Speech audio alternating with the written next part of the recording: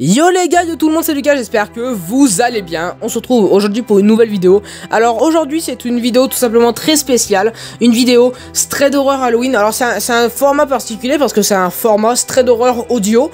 Je me suis dit je vais faire ça comme ça parce que c'est un peu compliqué de parler à la caméra devant plein de personnes en fait. Un Stray d'horreur. Je me suis dit voilà, faut que je fasse comme ça. Donc nouvelle vidéo Stray d'horreur. Alors il va y avoir tout simplement 3 histoires super flippantes à raconter en fait tout simplement. Et puis voilà, super carré. Moi je vous dis, je vais vous laisser tout simplement avec la suite de la vidéo. Abonnez-vous au compte Insta qui s'affiche à l'écran, donc Luto_YT, et bien sûr likez la vidéo, abonnez-vous, tout ça. Je vous dis tout simplement d'éteindre vos lumières et c'est parti pour la première histoire. Donc les gars, nous voici pour la première histoire. On est parti pour une petite histoire d'intrusion qui fait plaisir. Donc du coup le contexte. Maxime a 14 ans, sa soeur Lilou elle a 9 ans et sa mère elle est guide touristique. Donc ça c'est super carré, voilà. Mais là ça va pas se passer comme prévu dans cette histoire, mais là pour l'instant on parle du contexte. Donc ils habitent à Tours dans une petite maison, dans un quartier calme avec sa mère et sa soeur Lilou, voilà. Sa mère travaille souvent car elle est guide touristique. Donc Maxime et sa soeur, donc soit ils mangent les plats que leur mère a préparés, soit ils commandent Uber Eats et cela c'est toujours bien passé. Donc ça c'est super bien, c'est un petit classique pour l'instant, mais vous allez voir, ces infos elles ont une grande importance dans l'histoire. Donc le Stray, c'est un jour où leur mère va travailler tout simplement vers 16h et cette fois-ci leur mère dit de commander à manger tout simplement parce qu'elle a pas envie elle a pas envie de préparer à manger parce qu'elle travaille beaucoup et puis bah du coup elle s'en va, voilà, elle ferme la porte, tout ça. Donc ça c'est voilà, c'est une petite truc. Donc Maxime et Lilou bien sûr ils se font plaisir, ils regardent la télé, ils se mettent sur la tablette, ils regardent Netflix, ça c'est super bien, jusqu'à 21h, donc à 21h. Donc il appelle sa mère pour lui dire que ça va bien, et puis bah il va commander tout simplement à manger. Donc là 20 minutes plus tard, le livreur il appelle Maxime pour lui dire tout simplement que il est devant la porte et qu'il l'attend. Donc Maxime va l'ouvrir, et le livreur il jette un coup d'œil. Il jette un coup d'œil dans la maison et dit s'il y a quelqu'un.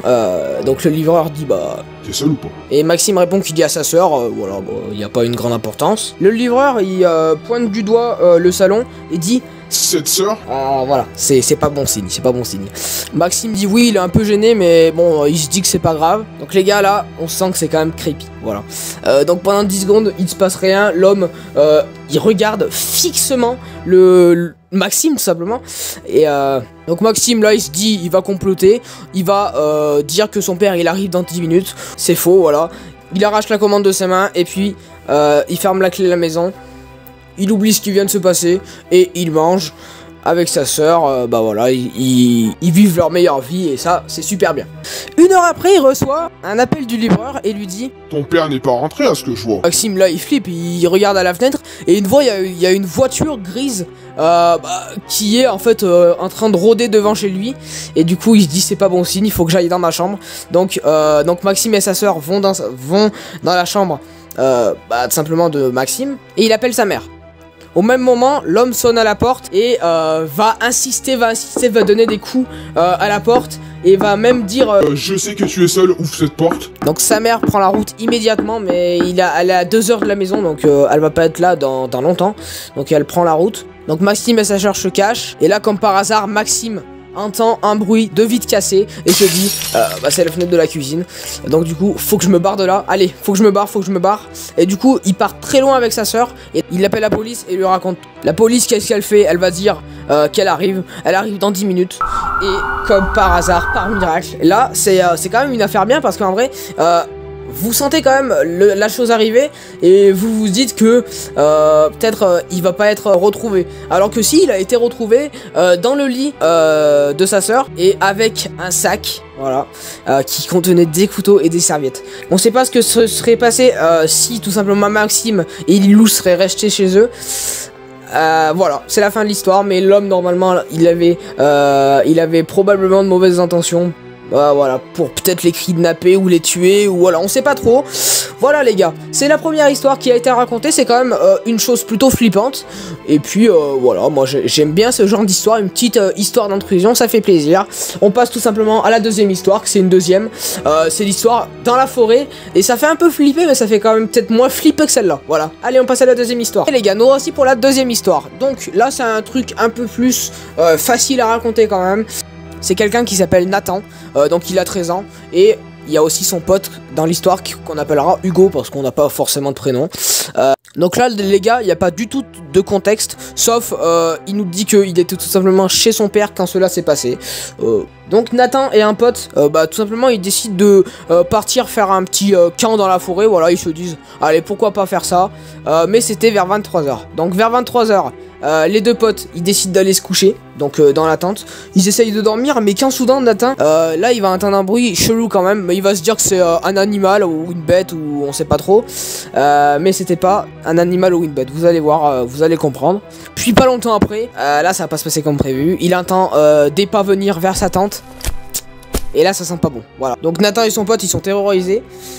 Pour se défendre quand même, ils décident de prendre un petit couteau qui devait se servir pour couper du saucisson d'ailleurs. Il nous dit ça dans l'histoire. Ils prennent le couteau, ils sortent de la tente et puis ils vont le lancer et ils savent pas où il va atterrir tout simplement.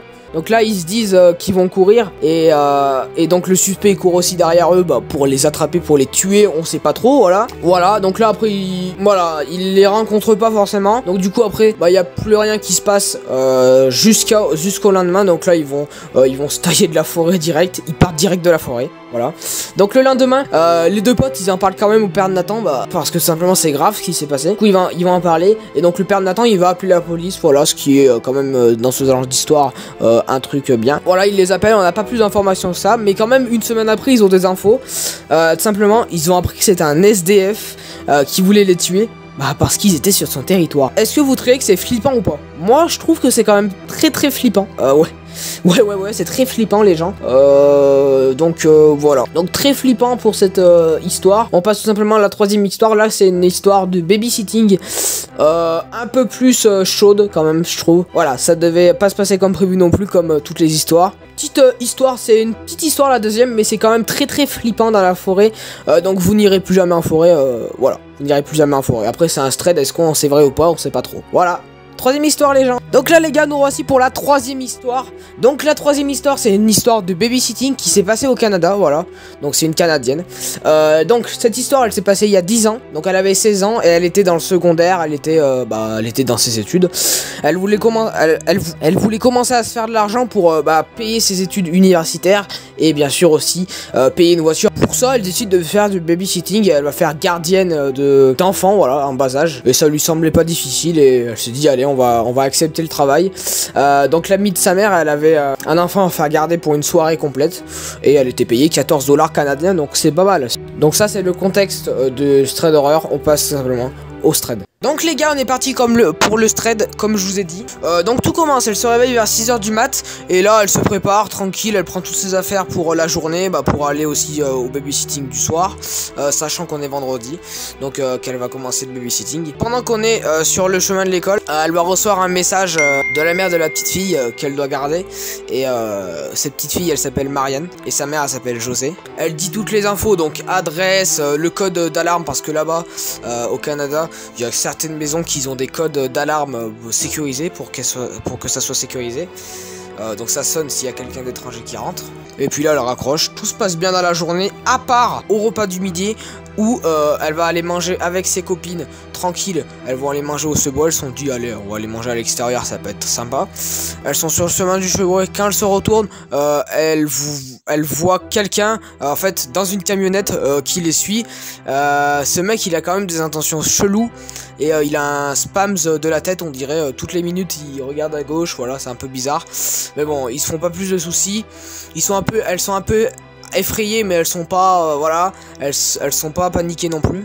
Donc finalement elle retourne à l'école car ce mec il lui fout les jetons aux filles. Donc là tranquille elle part de l'école en fin de journée. Et puis du coup elle va en direction de la maison où elle doit aller garder la fille tout simplement. Donc elle reçoit encore un petit message de José qui va tout simplement lui rappeler ce qu'elle doit faire. Donc du coup elle doit garder la fille et c'est telle adresse et tel code d'alarme, voilà, pour tout simplement rentrer dans la maison, voilà. Et elle lui dit aussi que Marianne elle dort et qu'ils étaient déjà partis. Voilà, au moins on a toutes les infos, c'est sympa. Mais vous allez voir, c'est quand même très flippant, voilà.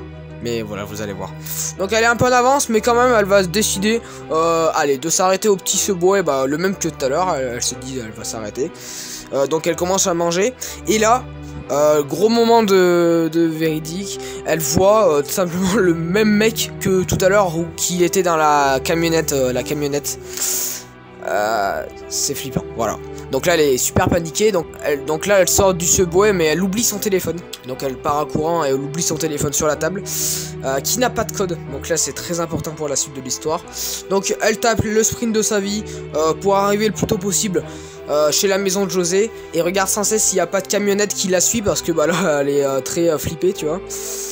Vous allez voir, c'est pas pareil qu'elle pensait. Donc là elle arrive dans la maison, elle bloque toutes les portes et les fenêtres de la maison. Ça a pas sonné le système d'alarme, tout ça. Donc du coup elle s'installe sur le canapé, et là elle voit une vingtaine de poupées humaines à gauche du canapé. Donc elle se dit c'est quand même étrange, mais bon c'est pas, voilà, c'est pas grave. Donc elle lui faut quand même vraiment peur, mais elle s'installe quand même devant la télé. Voilà, ça c'est pas grave. Donc là les gars du coup elle regarde la télé, mais après une minute du coup elle regarde du coin de l'œil une poupée, et là on dirait qu'elle est quand même en train de faire des mouvements de tête, mais elle se dit bon j'ai halluciné, c'est pas possible qu'elle fasse ça. Donc ça se répète plusieurs fois jusqu'au moment où elle en a marre, et elle se dit allez je lui balance un coussin, je lui balance des serviettes, au moins ça sera bon, normalement elle bougera plus. Mais elle nous dit qu'elle continue de bouger, et ça fait quand même super badé.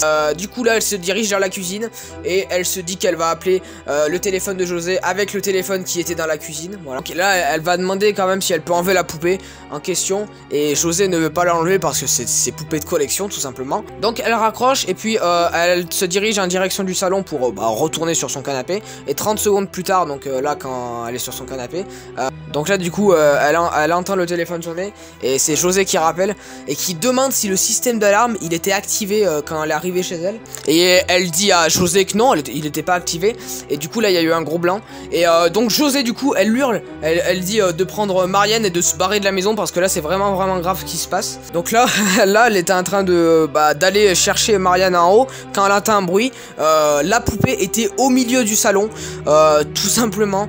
Donc là ça fait vraiment très flippé, elle sait pas ce qui se passe non plus. Donc là elle était en direction de partir de chez José, et elle voit la poupée monter l'escalier, mais au même moment, là le grand moment de tambour, les parents ils arrivent, et du coup la poupée elle entend la porte s'ouvrir, et du coup comme elle est maline, comme voilà, elle est maline, et du coup elle va monter en haut, et le mari de José qui est quand même très sportif, qui est quand même voilà, il est quand même athlétisme, il va courir direct derrière la poupée, et là il va lui mettre un gros coup derrière la tête pour qu'elle tout simplement qu'elle bouge plus, voilà. Donc là ils vont sortir aussitôt, ils rigolent pas avec ça, donc là ils vont appeler les flics arrivent, et ils ressortent avec un mec menotté. Voilà, donc déjà c'était un mec, voilà, qui était quand même effrayant, et il avait un spams de la tête. C'est le mec de tout à l'heure qui était dans la camionnette, comme je vous avais dit tout à l'heure, il avait un spams, il regardait à gauche tous les 1 minute, tout ça.